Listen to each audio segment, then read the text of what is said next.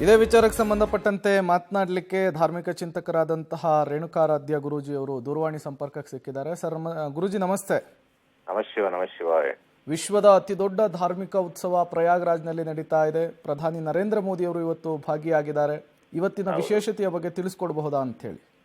ನಿನ್ನೆ ಇಷ್ಟೊತ್ನಾಗ ನಾವು ಅದೇ ಪ್ರಯಾಗ್ರಾಜಲ್ಲೇ ಇದ್ವಿ. ಸುಮಾರು 3 ದಿವಸಗಳ ಕಾಲ ನಾವು ಪ್ರಯಾಗ್ರಾಜಲ್ಲಿ ಪುಣ್ಯ ಸ್ನಾನ ಎಲ್ಲ ಮಾಡ್ಬಿಟ್ಟು ಬಂದ್ವಿ.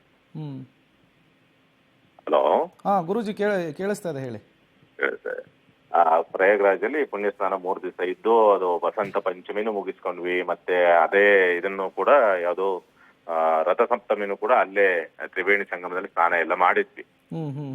ಆ ಪುಣ್ಯ ಸ್ನಾನ ಅಂತಕ್ಕಂಥದ್ದೇ ಬಹಳ ವಿಶೇಷ. ಅದು ಅನುಭವಕ್ಕೆ ಬಂದಂತವರಿಗೆ ಮಾತ್ರ ಗೊತ್ತಿರ್ತದೆ. ಒಂದು ಎರಡನೇದೇನಂದ್ರೆ, ಹಿಂದೂ ಅಥವಾ ಸನಾತನ ಧರ್ಮದ ಒಂದು ಬಹುದೊಡ್ಡವಾದಂತ ಹಬ್ಬ ಇದು. ಬಹುದೊಡ್ಡವಾದಂತ ಹಬ್ಬ ಒಂದು. ಎರಡನೇದೇನಾಗುತ್ತೆ, ಇಡೀ ಪ್ರಪಂಚದಲ್ಲಿ ಎಲ್ಲೆಲ್ಲಿ ಭಗವಂತನ ತತ್ವವನ್ನ ಅರಿತಿರ್ತಕ್ಕಂಥ ಸಾಧಕರಿದಾರೋ ಆ ಸಾಧಕರೆಲ್ಲರೂ ಕೂಡ ಅಲ್ಲಿ ಒಂದು ಕಡೆ ಸೇರ್ತಕ್ಕಂಥದ್ದು. ಇದು ಬಿಟ್ರೆ ಮತ್ತೆ ಇದಾಗ್ತಿದಂಗೆ ಎಲ್ಲೆಲ್ಲಿ ಯಾವ್ಯಾವ ಮೂಲೆ, ಯಾವ್ಯಾವ ಗುಡ್ಡ, ಯಾವ್ಯಾವ ಪರ್ವತ ಸೇರ್ತಾರೆ ಅನ್ನೋದೇ ಗೊತ್ತಿರೋದಿಲ್ಲ, ಎಲ್ಲಿ ಇರ್ತಾರೆ ಅನ್ನೋದೇ ಗೊತ್ತಿರೋದಿಲ್ಲ. ಅಂತ ಮಹಾ ಸಾಧಕರೆಲ್ಲರೂ ಕೂಡ ಅಲ್ಲಿ ಒಂದು ಕಡೆ ಸೇರ್ತಕ್ಕಂತ ಒಂದು ಮಹತ್ತರವಾದಂತ ಹಬ್ಬ. ಹಿಂದೂ ಧರ್ಮಕ್ಕೆ ಒಂದು ಶಕ್ತಿಯನ್ನ ತುಂಬುವಂತ ಒಂದು ಹಬ್ಬ ಇದು. ಇದು ಸನಾತನ ಧರ್ಮದ ಒಂದು ಪರಂಪರೆ ಮತ್ತು ಅದರ ಒಂದು ಶಕ್ತಿಯನ್ನ ಮೇಳೈಸ್ತಕ್ಕಂಥದ್ದು, ಉನ್ನತ ಮಟ್ಟಕ್ಕೆ ತೆಗೆದುಕೊಂಡು ಹೋಗ್ತಕ್ಕಂಥದ್ದು ಇಡೀ ಪ್ರಪಂಚಕ್ಕೆ. ಒಂದು ಈ ಸನಾತನ ಧರ್ಮದ ಶಕ್ತಿ ಮತ್ತೆ ಪರಂಪರೆ ಮತ್ತೆ ಅದರ ಉನ್ನತೀಕರಣವನ್ನ ಸಾರ್ತಕ್ಕಂತ ಒಂದು ಹಬ್ಬವಾಗಿ ಪರಿವರ್ತನೆ ಆಗಿರ್ತಕ್ಕಂಥದ್ದು.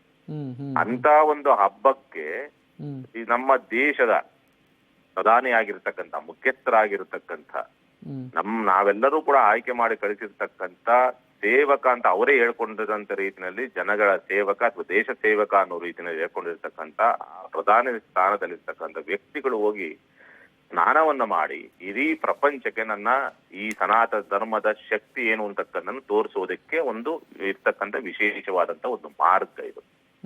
ಅಂತ ಕೆಲಸವನ್ನ ಇವತ್ತಿನ ದಿವಸ ಮಾಡಿರ್ತಕ್ಕಂಥದ್ದು. ಆಕ್ಚುಲಿ ನಿನ್ನೆ ಅವ್ರದ್ದು ಏನೋ ಪೋಸ್ಟ್ಪೋನ್ ಆಗಿರ್ಬೇಕು. ವಾಸ್ತವದಲ್ಲಿ ಅವ್ರಿಗೆ ನಿನ್ನೆ ಇದ್ದಿದ್ದು, ಅಂದ್ರೆ ರಥಸಪ್ತಮಿ ದಿವಸ ಪ್ರಧಾನಿಯವರ ಸ್ನಾನ ಇದ್ದಂಥದ್ದಲ್ಲಿ ಅದು ಪೋಸ್ಟ್ಪೋನ್ ಆಗಿರ್ಬೇಕು. ಇವತ್ತು ಮಾಡ್ತಾ ಇದಾರೆ.